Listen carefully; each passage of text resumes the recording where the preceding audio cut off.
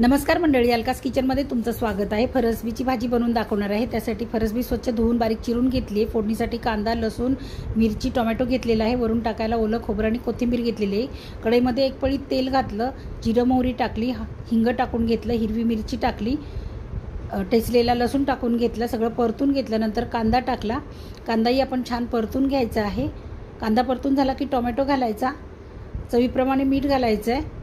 सगळं परतून झालं व्यवस्थित की 1 चमचा हळद, धना पावडर आणि गरम मसाला 1 चमचा टाकून सगळं परतून घ्यायचं व्यवस्थित आणि बारीक चिरलेली फरसबी त्याच्यामध्ये टाकायची। ते सगळं एकजीव करून घ्यायचं आणि अर्धी वाटीपेक्षाही कमी पाणी मी थोडंसं टाकलेलं आहे आणि झाकण ठेवून आपण 5 मिनिटं भाजी शिजवून घेऊया।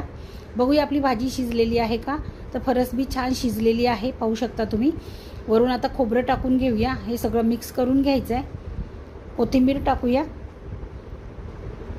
तर आपली भाजी तयार झालेली आहे। व्हिडिओ आवडला तर लाईक करा।